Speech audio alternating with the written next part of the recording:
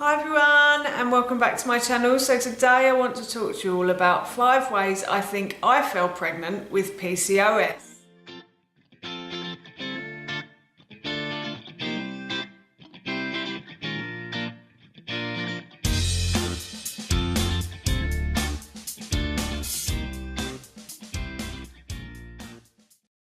So today I want to talk to you about 5 ways I fell pregnant with PCOS. But before I do, if you are new to my channel, then hello and welcome. It's lovely to have you here.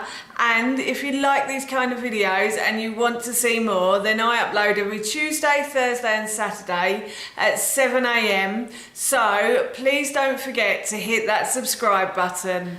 As I just mentioned, today I want to talk to you all about 5 ways I think I fell pregnant with PCOS. Now I know a lot of people suffer with polycystic ovaries. I know a lot of people suffer with irregular periods, and I know a lot of people are probably thinking, what does she know?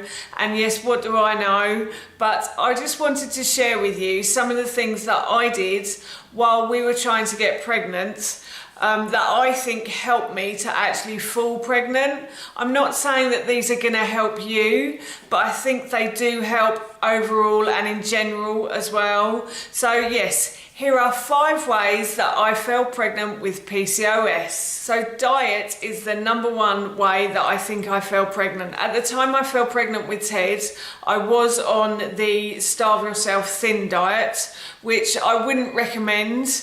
And I did stay on that diet while I was pregnant with Ted as well. And I did keep the weight off, but I wouldn't recommend that today. Nowadays, I tend to eat a healthy, balanced diet. So I have a lot of green vegetables and I have a lot of protein. I try to have a lot of vegetable proteins as well, like beans and lentils. We have those during the week, and then at the weekend, I tend to eat meat. So I'll have chicken or turkey. Occasionally I have beef and pork, but not too often. So yeah, I think these are the things that help when it comes to falling pregnant. Not everybody's body is the same. Some people are very lucky and can eat anything and fall pregnant.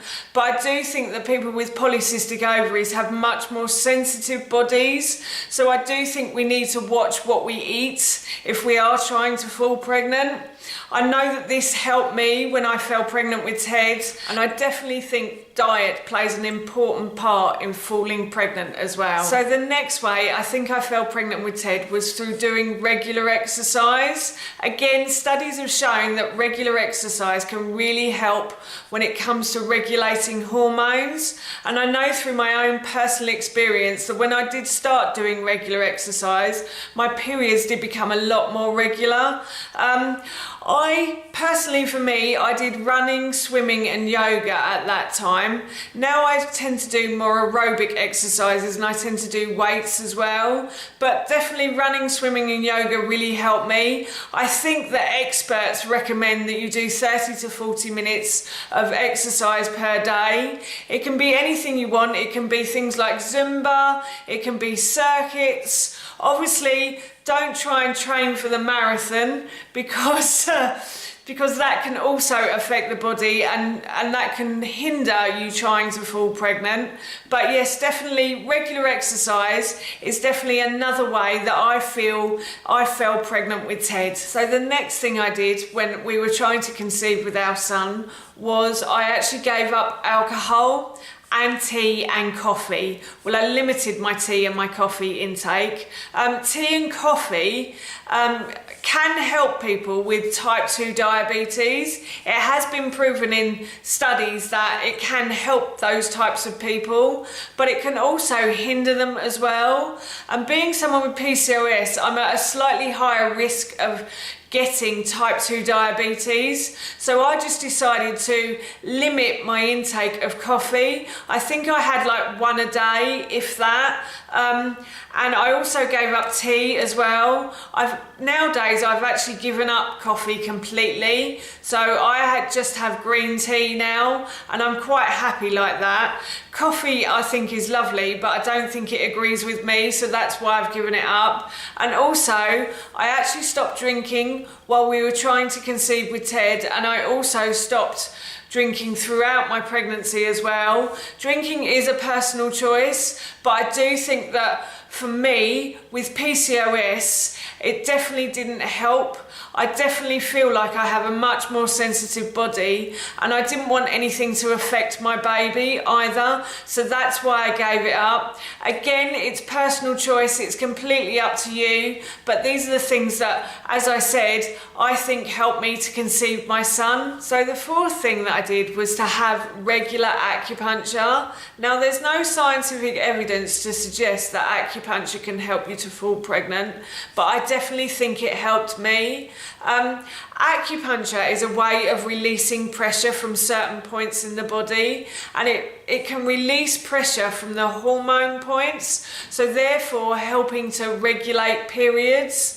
It sort of lets off steam from your body, if you know what I mean, and it helps the body to then flow more naturally. So yes, I definitely think that regular acupuncture helped me. It doesn't always help everybody, and I know some people are completely against needles, and I used to be, I have to say, but since having regular acupuncture, I no longer have that fear of needles anymore, so I'm okay with it. But there are other alternative medicines that you can try. I know people who've had reflexology, for instance. I've known people who've tried homeopathic medicine as well.